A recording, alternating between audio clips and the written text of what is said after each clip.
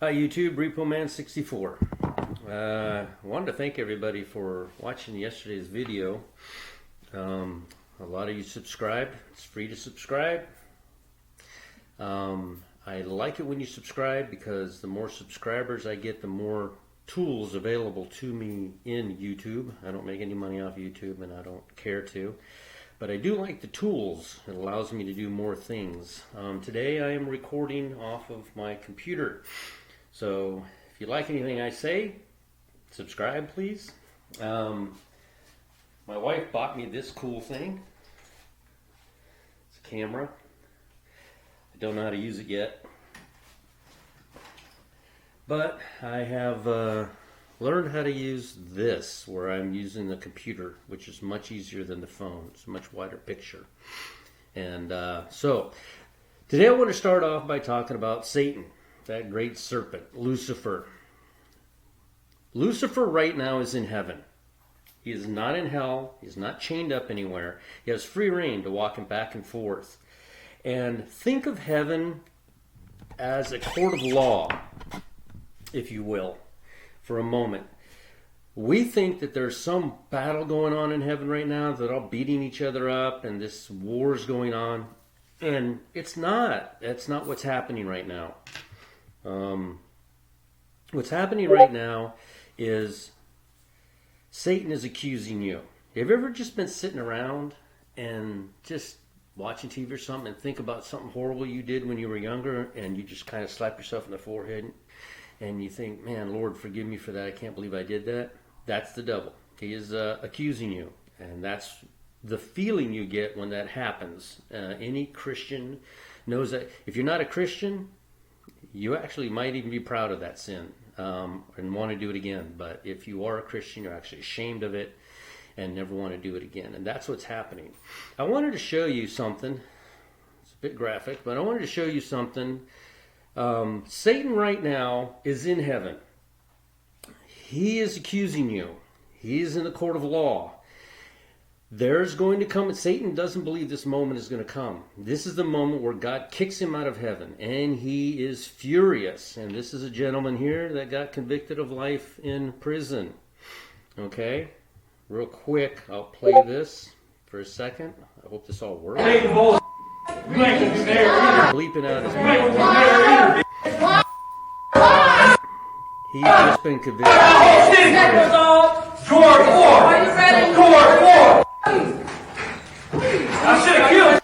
So this is what's happening right now. Satan is going to be convicted.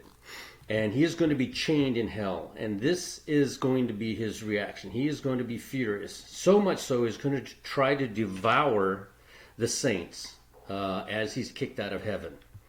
And I wanted to show that to you just to bring it to life, what's about to happen. And that is going to happen on the day that the escape happens, the raptured bride. When the raptured bride leaves, Satan will be cast out of heaven with a third of the angels. And like I said, he doesn't think it's going to happen. Just like that guy sitting there. He didn't know that he was going to be convicted to life in prison. I mean, he knew he did the crime, but he just felt like, I guess somebody was going to make a mistake or feel sorry for him, or he was going to get away with it. I don't know. And that's kind of what I think Satan is doing right now. I kind of don't think Satan ever thought that God would bring him to justice for what he has done.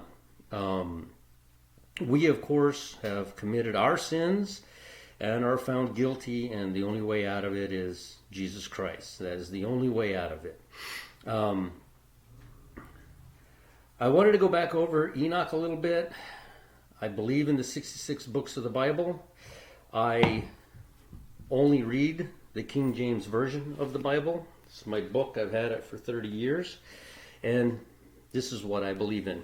However, Enoch is a character or a person in this Bible. Call him a character, but he's a person in this Bible. He is the eldest son of Cain, who called his name the city which he built. Okay, he's the son of, the son of Jared, the father of Methuselah. So Enoch is the father of Methuselah. And I wanted to point this out here.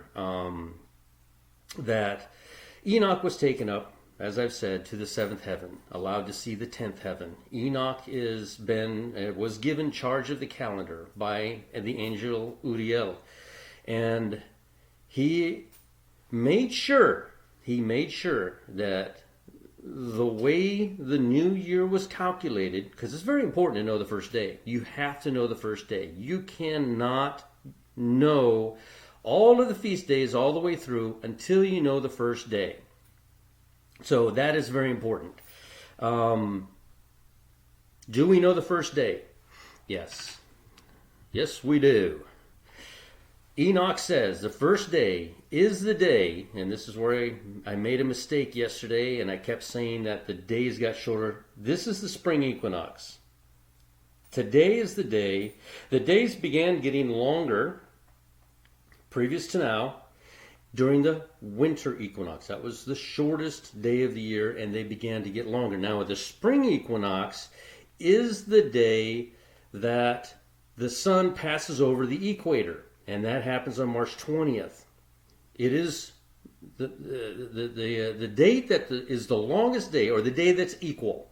This happens every year. You can see right here on March 16th. Okay? March 16th is the day of equal day and night in Jerusalem. That's very important. In Jerusalem. Okay? God did everything through Jerusalem. So this moment here, it's already been getting more and more daylight from this moment here. It continues to get more and more daylight, but this particular moment is the moment where day and night are equal. Why? I believe it's because this is the day. I don't believe I've seen it. I've read it everywhere. This is the day, the fourth day. You can read it. It's in the book of Genesis. This is the day that God created the sun, moon, and stars. This is the day that started the count of the day. Previous to this, we didn't have a count. Time didn't exist before this moment. This is the moment where time began, and God says from day one of month one, you count 14 days and you come to the first Passover. Okay? That's what I was trying to teach yesterday. I accidentally said that the days got shorter. I was saying it backwards. The days get longer. The nights get shorter from this moment forward. Okay? And right here we have, on 3/17, the first day, spring, of the first month. This is the Enoch calendar. Now, if you go forward 3 more days, you come to the spring equinox, which is the 20th down here. Okay? I'm not sure why this calendar is calling this the first day. It's actually the 4th day of creation. So again, I'm still studying this stuff, and I'm trying to get to it for you all so that we can all understand this better, have a better understanding of this. Again, the equalized night and becomes the equal length. This is the night accounts for 9 parts, and the day 9 parts, which makes it equal. It's the same exact 12-hour period, day and night. That does not happen on March 20th. This does happen between March 16th and March 17th. This is the day it happens over Israel. Okay? So, now here's a warning that it's either in Enoch or it's in, let's see, yes, this says the book of Enoch. So here's a warning. There will be those who will surely make observations of the moon, how it disturbs the seasons and comes in from year to year 10 days too soon. And of course, I've noticed that as I work on this, the moon is in a different phase by 10 days, either before or after or on the right time. And I think if I remember correctly, it's every 17 years or 19 years, might be 17, where the moon is actually in the right spot all the time. And 17 is a very important number to God. So that is super important right there that we understand. Now, Enoch, again, was put in charge of the calendar. He made sure that his son, or his grandson, Noah, had those tablets, and Noah carried them through the flood. It might have even been Noah that hid them in the cliffs over there, in the caverns over there that they just recently found here in the 1900s. Okay? And it was important for God to find us now so that we could figure this out, and we need to know what the true Sabbath is. All right? So I found a problem, and I'm going to be I'm going to show it to you all. And I've been saying that if you go on Stellarium and go back, year by year, the sun doesn't move. That is not exactly true, and I'll show you why. This is the date of the flood. It happened 4,000 years ago, 4,359 years ago. So I want to go back 2,000 years to when the Lord went to the cross. And this is where I get a little confused. I think I understand how this happens, but I don't know what it means quite yet. And I'm putting this out there in YouTube land for everybody to watch it, and maybe we can all come to an understanding. Why is it in 33 AD the equinox is happening on February the 17th, according to the Gregorian calendar? That, of course, is the first day of the first month. And if you count forward from there, you are coming up into the beginning of March, which confuses me. And I'm trying to understand it. Here we are in 2021. The sun is in the same exact spot where it needs to be for the earth to be at that particular moment exact equal parts between day and night. Now, since the flood, and that happened 4,000 years ago, and we know Noah had the scrolls from Enoch, and they were preserved in a cave, and they've uncovered them, many of them. But since the flood happened, something happened on the planet. It was 360 days. What do you do to make the planet, the time the planet takes to go around the sun, what do you do? But it slows down. If it slows down, it takes more time to go around. So our days used to be 364 days, and then time slowed down after the flood or during the flood. It was a major cataclysmic event, you know. It was huge. So if the time slowed down, it's actually each day that we are here, the days are actually 23 hours. And I think it's 56 minutes, somewhere around in there. I did some math, and if you take that and multiply it by the years from the flood, it actually does this right here, which I thought was pretty cool. You know, boom. It does this right here. That sun is right there on the fin of the fish in the same spot exactly 2,000 years ago, but we're off by 30 days. And like I said, if you do the math on those minutes that are missing, it actually accounts for those 30 days. But now I'm mind blown because I've got to redo my calendars to try to figure out exactly, you know, Jesus did go to the cross, and he was the lamb chosen on the 11th day, held, and on the 14th day, you know, went to the cross. So that's some really, I don't even know. I mean, I'm trying to figure it out. So that's just some information that I found out. I just present things on YouTube. I don't say, you'll never hear me say that this is for sure. You'll hear me say I found this piece of information out and this is what it looks like. I don't come on here ever and pretend like I'm speaking for God, because I'm not. I'm just like every other seeker out here. I'm trying to figure this out. And you don't get upset when a seeker tries to find something and they are wrong.